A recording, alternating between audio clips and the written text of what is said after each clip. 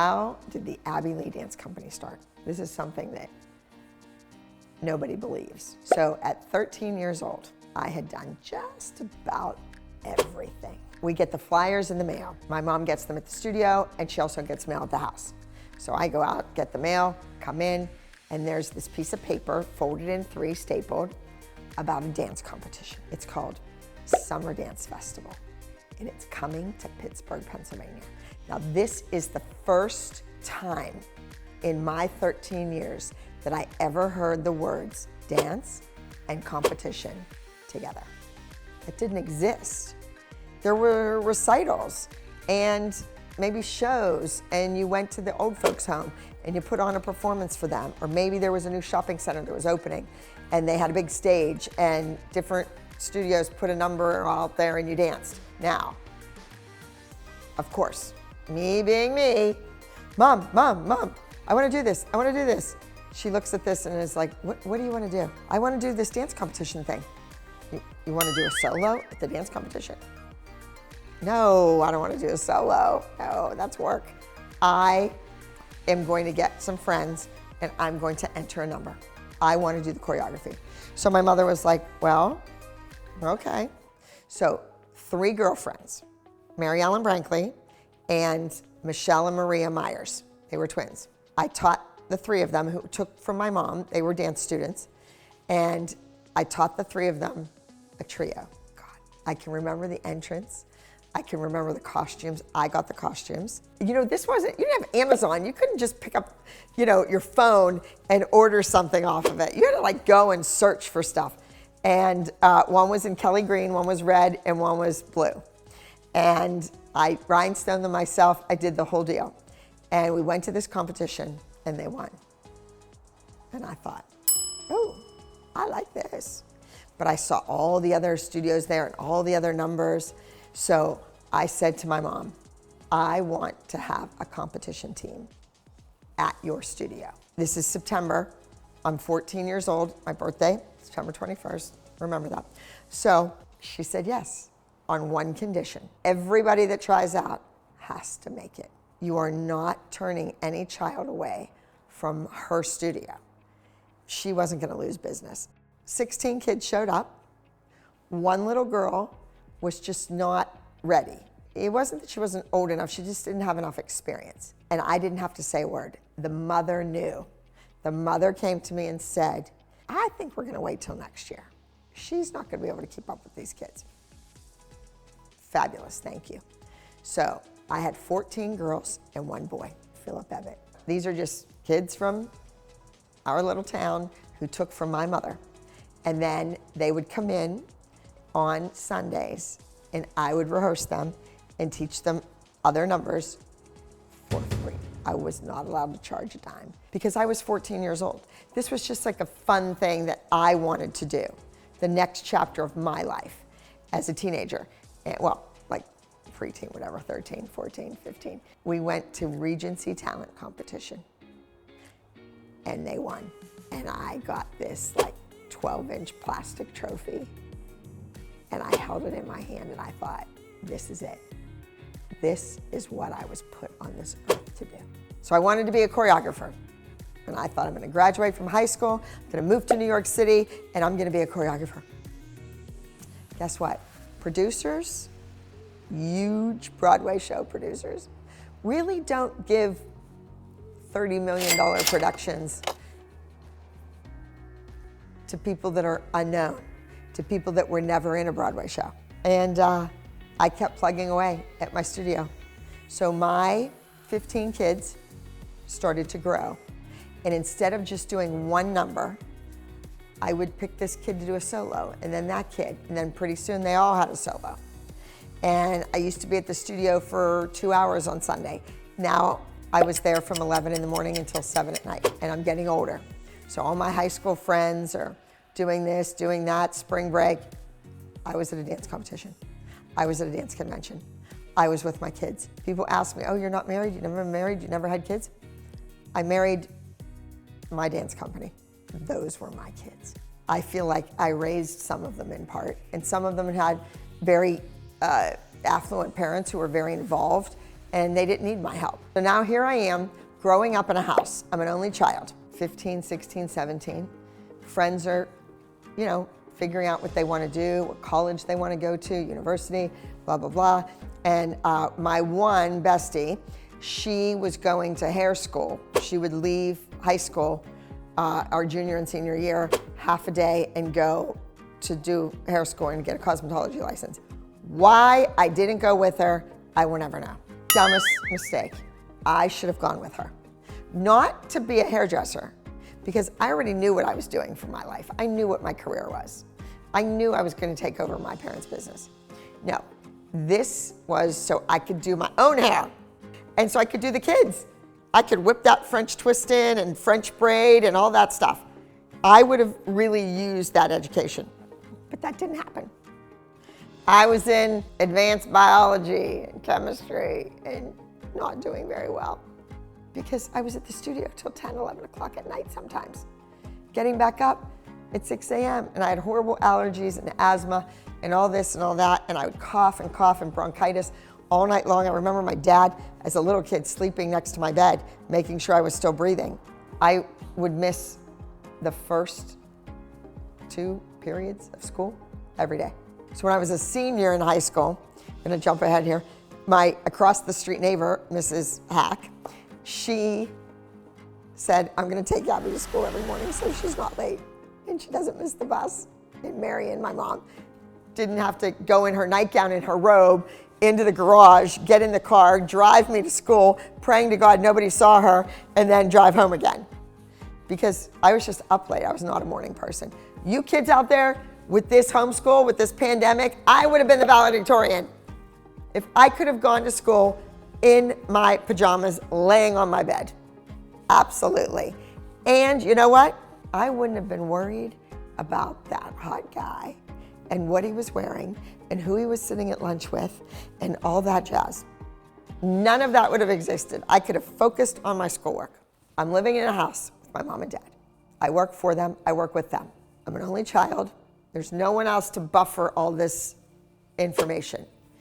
And every day I hear my dad complaining about the landlord.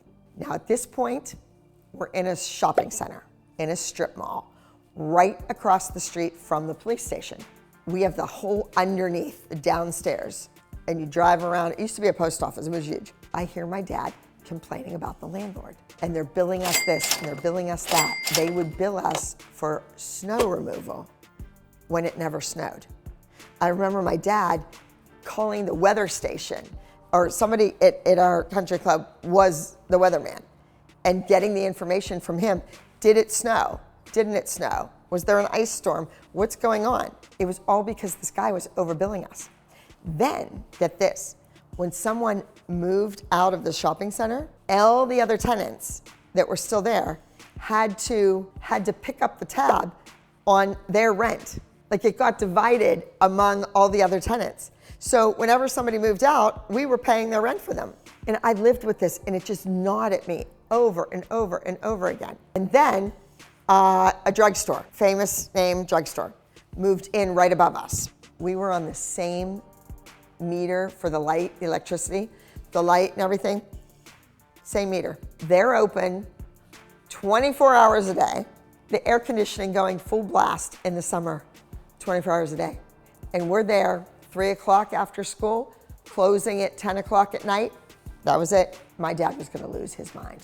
Now he's retired from his job with the railroad, and that was easy compared to dealing with these mothers. I think half the customers in our studio were just hiding how much they spent on dance tuition. Not that it was a lot, it was like 60 bucks back then. But they didn't want their husbands to know.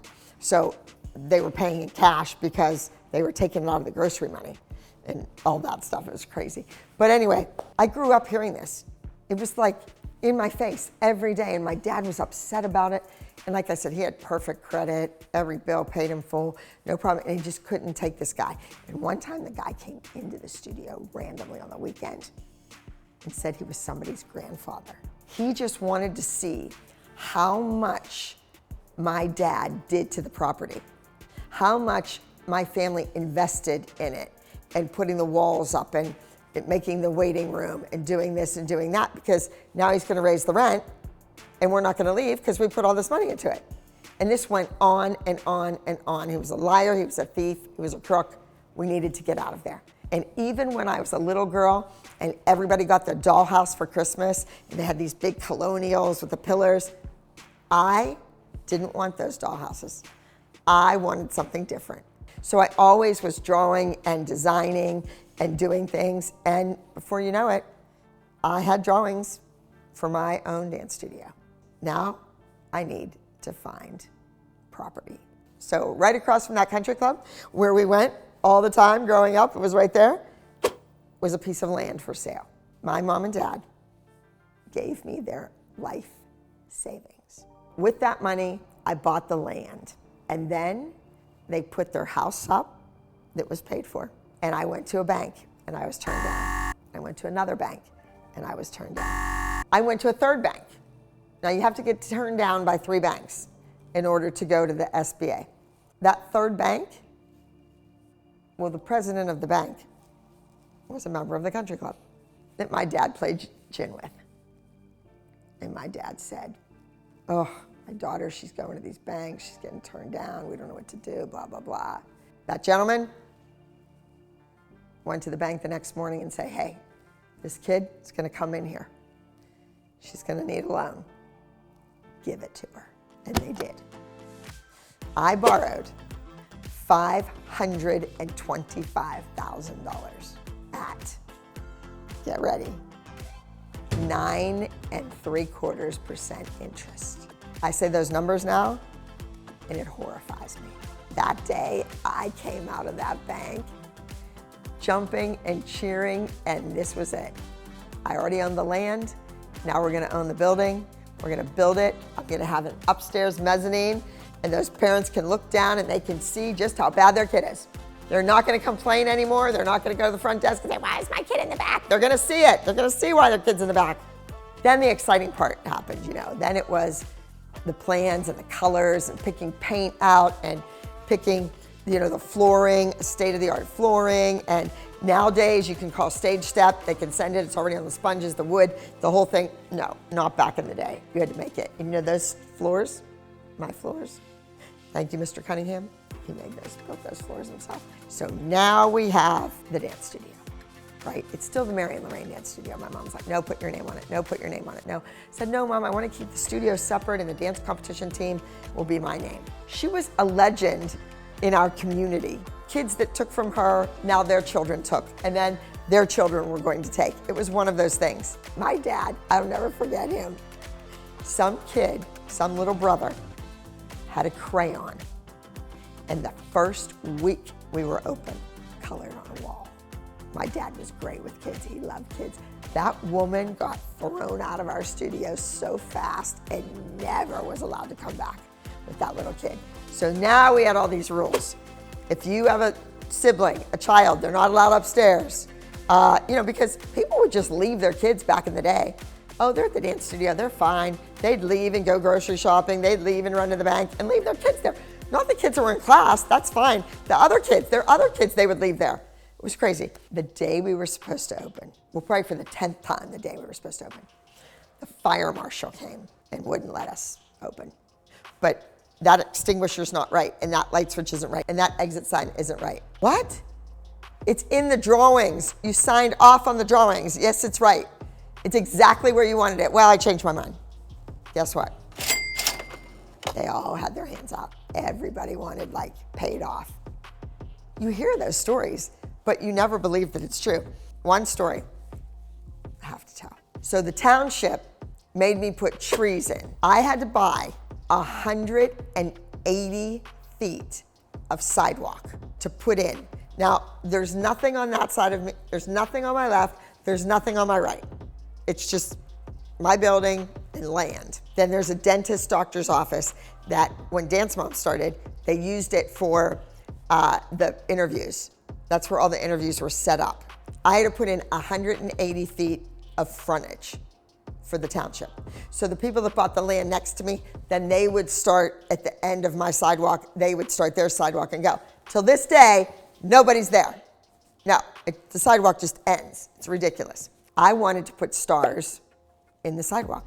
Here I am in LA, Hollywood Walk of Fame, sidewalk stars. So I wanted to sell stars to the kids in my studio, to their parents. You could buy a star and it would be in that sidewalk, right? No, wasn't allowed. Oh, that's not safe. Not safe, what are you talking about? It's been there for years. Oh my God, it was just Pittsburgh. It was just so far behind it. Okay, now they want to put trees in front of the sidewalk between my parking lot and the sidewalk. We're gonna put trees. So all the cars can hit the trees, right? That's what we're gonna do. They made me, I had to. And the trees had to be a certain thickness. So what that means, you couldn't buy the little skinny cheap trees, the young baby trees. No, you had to buy mature trees that were very expensive. Now all this stuff, that wasn't in the $525,000, no. This was all extra, way extra. I bought 38 trees. 38 trees were planted. The next morning, I get the urgent phone call. I jump in the car and drive to my studio, which is not even 10 minutes away. And there is mud all over the parking lot. 38 trees are gone. It looked like a war went on. Literally, 38 trees were stolen out of the ground. And you know what? I guess it was the police officer said to me, well, didn't you mark your trees with nail polish? What? Who does that? No one ever told me when you buy a tree and plant it in the ground, you need to take a little nail polish out there and mark the tree trunk. So if somebody steals it and tries to sell it back to you, you know if it was your tree. And sure enough, I had to buy 38 more trees and have them planted and then pay for everything to get cleaned up. Did my insurance cover that? Now I have big, huge insurance. It covers a fire, a flood, and a riot, but no theft, no mud, no this, no that. So here I am, right? Think outside the box. The trees were trampled in a riot. There we go. There were so many people trying to get into my dance studio that they were trampled in a riot. Didn't work out. I had to buy 38 more trees, or they wouldn't let us open. So in hindsight, should I have built my own building? No. Should I have hired a real estate attorney to read the contract for the next shopping center I went in? Yes. The ALDC in Pittsburgh, Pennsylvania is open for business, and it's also open for tours. Now, if you're in the area, if you come to Pittsburgh to see your grandparents or maybe visit a college or university, please stop in to the ALDC in Pittsburgh and take a class or just take a tour. You can go upstairs and sit where the mom sat. You can take pictures all you want, and you can even pick up a t-shirt or a hoodie while you're there. I have teaching down to a science. And maybe you will be the next student that comes through my well-oiled machine. Stop in, call for information, or you can even train on Zoom. All right, everybody, I hope you enjoyed this informative YouTube video. Like, subscribe, turn on your notifications, and please, please, please comment below. It's so important that I get feedback from you, that I hear, what did you like? What do you want to see? Do you have any questions for me? Please comment below.